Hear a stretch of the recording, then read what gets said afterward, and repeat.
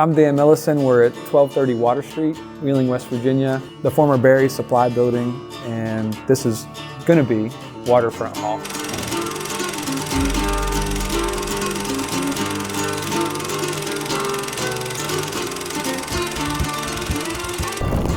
Okay, welcome back everybody. This is part 2 of our Waterfront Hall walkthrough, and I wanted to give you an update. The last video that we shot was December 2nd, and today it's April 29th, Saturday morning, and there's been a lot of changes in the building, and I'm excited to show everybody.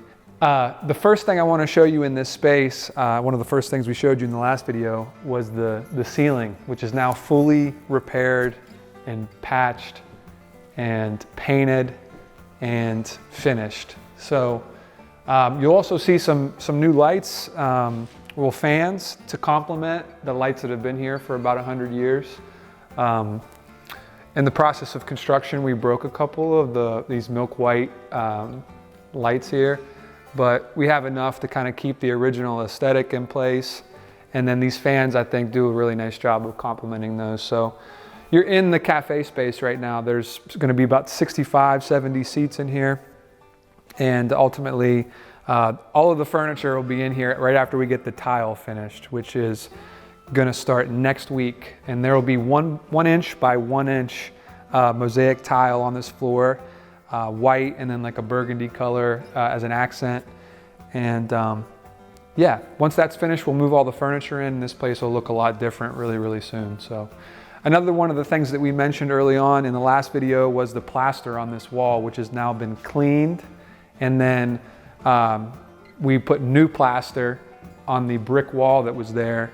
We just basically plastered right into the historic plaster. So we're going to put a clear coat on the historic part, and then we're going to do some kind of paint application on the part that's white right there, the part that's new. What else? Well, you're looking at a bar right here, the frame of a bar, and we have some pretty cool plans for it.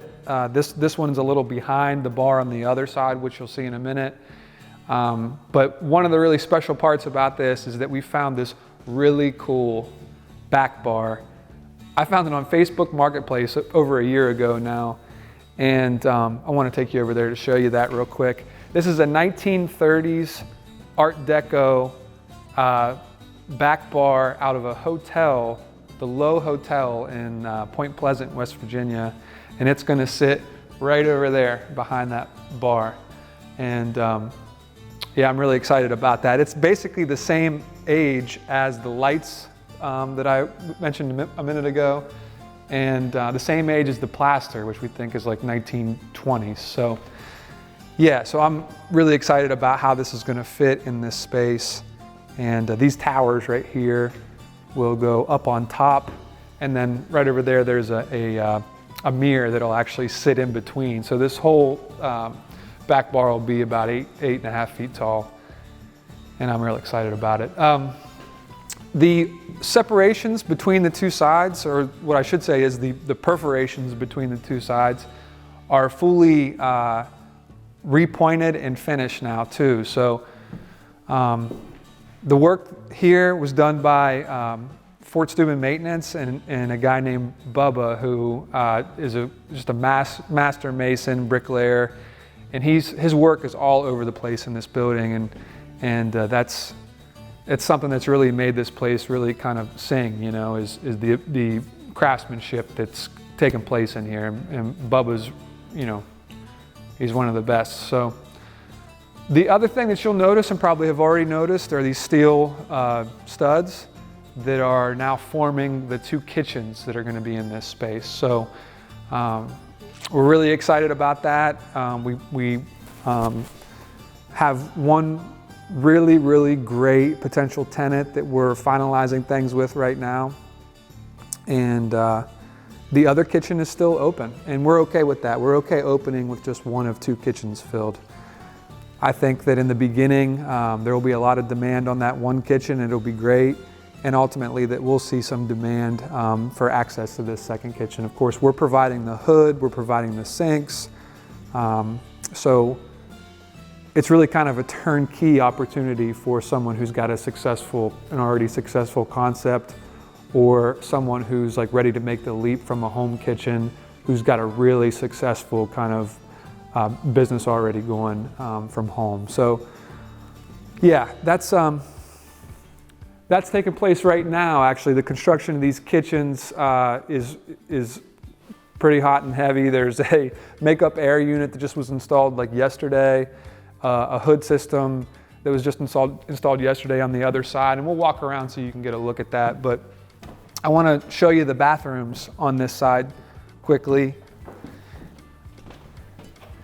which have been tiled. You can see down through here. This still needs grout, but the bathrooms themselves, 2 ADA compliant, just single unit bathrooms that have kept some of the original brick character, and some of the block is showing in here too. I wanted to leave it, I wanted to leave things in a place where people could see the infrastructure and they could see, how this building is made.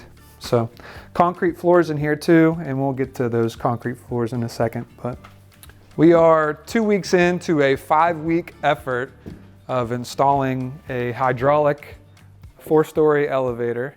We should have an elevator ready to go in about 3 weeks, which will make it a lot easier to move through the building, and be a reason why I think that the upper floors will hopefully be successful. All right, so back here, the last time that we shot a video, this ramp looked exactly like this, but the door is new. So this was just, I think, garbage bagged over, like there was just plastic there. But this is important because this will be the way that events, like say a Saturday wedding, can bypass a lot of the crowd that's in the first floor, either on the cafe side or on the music hall side. So here's the corridor basically that you can walk down to avoid the restaurant, and we'll have all of this kind of decorated a little bit better. It'll be a aesthetically pleasing kind of trip down the south side of the building. So. And here's a look inside the kitchen. Here's the aforementioned hood system and the makeup air there above it.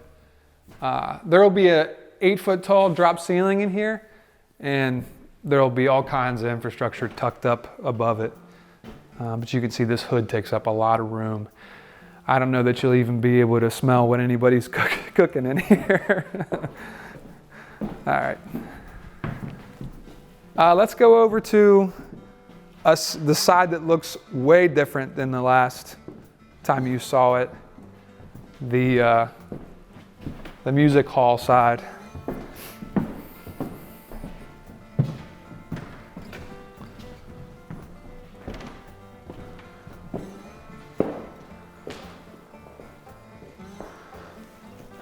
So I think like we had a shot in the last video where I was saying that I was on this stage and I was the drummer. Well, yeah, now that seat is right up against this new wall right here. And the distance between these two doorways is 17 feet 4 inches. And the stage is actually going to sit inside this profile. That's 16 feet wide and 8 to 10 feet deep. So it'll be a modular stage, but at its largest, it'll be 16 feet wide, 8 feet deep to 10 feet deep. So if you pan the camera that direction, you can see that there's been a bunch of changes. The first thing is probably the garage door, which is not complete yet. On the left side of that garage door, you can see that there's a man door inside that profile, and that's a temporary man door. The final version of that will be here in about 15 days. And the panels that you see across the actual overhead garage door will lay over top of this man door profile. So imagine that this just continues across and across and across and across, so that the whole thing will look kind of cohesive. And then the thing that I'm really, really, really excited about is this bar right here. These are doors out of a house in Freeport, Ohio, and a couple of the doors that we found here in this building, 80, 90, 100-year-old doors that are turned horizontally. the hardware's been taken off, and I love the way that this turned out. And then the bar top itself is covered, but we can get to that in a second, and I'll kind of explain the story behind the bar top in a minute. But when you come in this way, this will be kind of how the space looks. We also have behind the bar, if you want to shoot this real quick, that's shelving that has been in this building for a long, long time that has now been repurposed and will have all of our really good champagne, liquor bottles, and that kind of thing in it. So we're excited about how this is starting to look. This little area back here is also going to be, when we have shows, is going to be like a little production area. So the soundboard will be back here, all of the lighting controls, and you know, this will basically be where we're able to kind of produce the shows we want to produce on the stage. We've kept the mural, that's not going anywhere. We did have to drywall the ceiling and then this wall, and it cut a little bit of it out, but we wanted to maintain that mural as best we could. I think we've accomplished that. And then you see this enormous piece of spiral ductwork here that's necessary to keep this whole place, this whole floor climate controlled. It actually pumps through to the other side of the first floor, and we'll have holes cut on it to push air into this space as well. And oh, and then the ceilings, as you can see, have all been drywalled, and they'll be getting painted black in about 3 days' time. And that'll really, really, really change the look of this space again. So, yeah. All right, let's take a quick look at this bar top. I want to tell the story about this really quick. Of course, we have to find a way to protect this, whether if it's an epoxy or some kind of finish that's going to preserve this. So, if you are in that business, please reach out to me and let me know how you think we can preserve this bar top. Here's why. These are the floor joists that have been in this building since 1877. I had to remove some of them to lower the floor back where the elevator lobby is.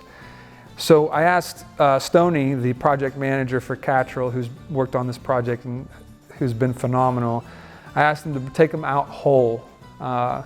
So he did that, and then we needed to join them together. In other words, take two different floor joists about 24, 25 feet in length, and then push them together so that we got the width we needed for a bar.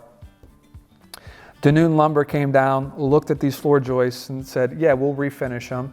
They took them up to their shop, they started to refinish them, and then they told me that they'd realized that it is Western red cedar, the type of timber or lumber this is Western red cedar. And yeah, that it is old and in remarkable condition. But the reason that this would have come from the Pacific Northwest all the way here is because Western red cedar is like one of the types of timber that doesn't rot. So you can like fall a tree into a pond for an extended period of time, come back, and then use the timber. The reason that these guys would have probably wanted to bring this here from the Pacific Northwest, probably by train back then, was because they knew that it was going to go in the first floor basement and that the basement was going to be flooded on a consistent basis because we're sitting right on the Ohio River, which would have been up and over the banks way more frequently before there was a lock and dam system. So I just think that's like fascinating. And the other part, the last part I'll mention about this bar top is that if this was a fully grown tree that was harvested in the 1860s, 70s, we'll say, that means that this tree was probably growing in the late 1600s potentially, which ultimately just is like the cherry on top of the entire project for me, and is just a really special part of this experience. So I'll put a plaque on this or put the story on this somewhere, but I wanted to make sure I told it because this is just an incredibly meaningful part of this whole process for me. So, okay, let's go to the bathrooms. All right, so you already saw a set of bathrooms kind of for the cafe side, and then these are the bathrooms for the music hall side. And you can see that the tile that we used is pretty trippy, and I like it. All right, so in the last video, we couldn't show you the second floor because we had to build a stair tower, which our camera person is standing in right now, actually. But if you follow me, you're gonna enter into a elevator lobby on the second floor, and these are the apartments right here. So there's gonna be 2 Airbnb apartments, and at their best, they're probably gonna be used as places to get ready and to stay over for weddings and other events. So I really love the idea of allowing people to kind of feel like this space for a weekend or for a night or two is theirs. So the first apartment will be right here, and it'll be smaller and probably a little more of a masculine feel, like maybe like a kind of a clubhouse, bunkhouse kind of apartment, where you'll enter in about right here, and then you can see coming up through the floor where the plumbing is going to be for first the bathroom and then the kitchen. So as far as the design on these apartments, I mean, it's literally going to expose as much brick as possible. They're just going to be loft apartments on the second floor above basically a bar and restaurant. So 1 bedroom here and 1 bedroom in the other, but ultimately more than 1 bed, whether it's a pull-out couch or like I said, bunk beds in this one. I'll take you up through the hallway here so you can kind of see how this is going to get laid out. The plumbing kind of denotes where the wall of the hallway will be. So we'll walk down this corridor.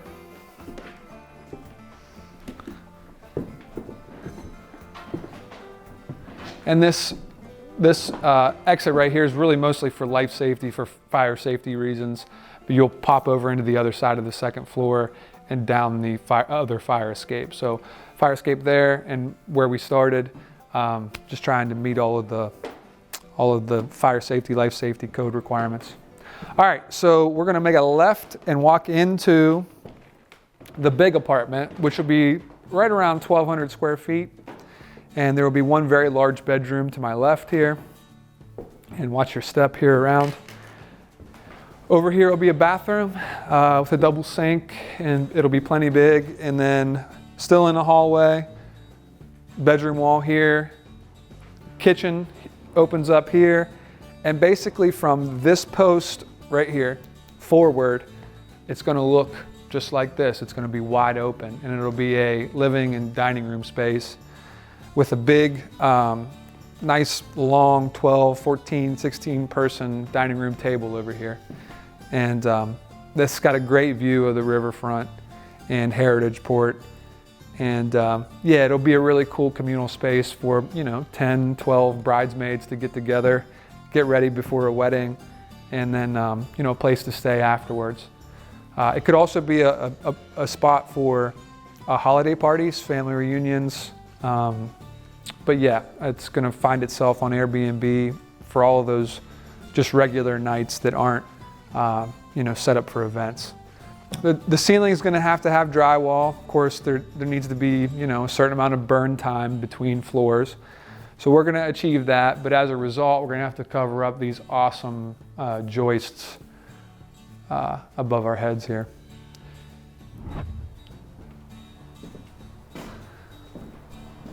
Okay, a lot has changed on the 3rd floor, mostly the drywall, the ceiling, the walls, and it's ready for a coat of paint, and so is the spiral ductwork. As soon as we finish it, it'll get painted the same color as the ceiling, hopefully making it disappear.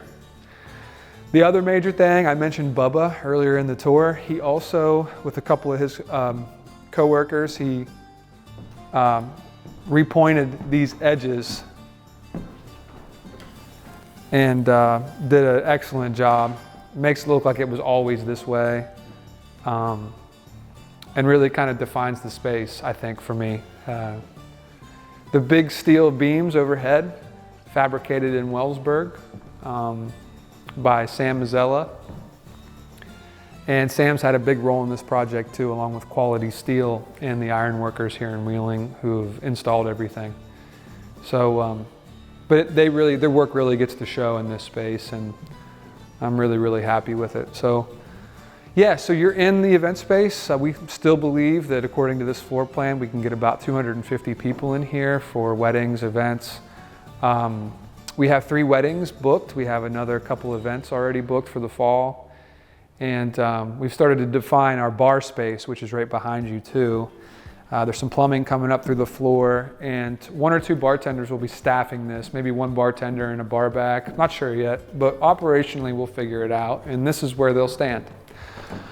So National Equipment is helping us with this layout, and they're right down the street from us, a good local business. And ultimately, this will be the only thing that we're really operating. The caterers will all be outside. And I'm actually going to show you that now, the catering kitchen.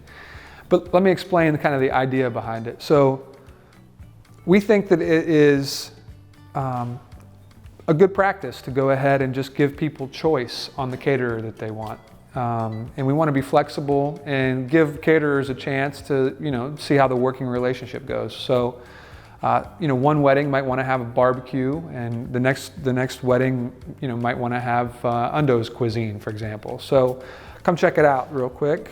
And we're going to walk by the bathrooms, which are going to be right-sized for the space as well, women's and men's. And now you're entering in through a set of double doors into the catering kitchen, which I'm told by people in this business that this is plenty big. So we have laid out all of the equipment. There's going to be some warming cabinets in here. There's going to be a dishwasher in here. There's going to be an ice maker. It's going to have basically all of the creature comforts of a warming kitchen for any type of caterer that wants to come and bring their food from where it got cooked off-site to then prepare it in here. And one of the really cool elements of this, and I might have said this in the last video, is that there will be a back entrance to the elevator that the caterer will have access to, but the rest of the general public will not. And I think it makes for a nice kind of like operational element where nobody has to walk through the entire crowd to get what they want to get up here, which is cool. So yeah, so we'll be running the bar, we'll be providing all the tables and chairs, and a couple other services. And as that business grows, hopefully grows, we'll start to add elements, I think, to it, more offerings to it. So on this side of the 3rd floor, not much has changed. If you pan the camera upward, you'll see that the beginnings of the ductwork are up there, and that ultimately that's kind of the point. We don't want to change anything about this side because it's so darn cool. So we don't have to cover the ceiling joist, which is great because this is the top floor of the building. And yeah, what you see is what you get over here. The floors are going to need refinished. The brick's going to get cleaned up, but ultimately this thing has enough character as is that we don't want to change too much. So. Again, all the information you need to book an event is available online at waterfronthall.com, and we hope you'll check it out. Thanks for joining me.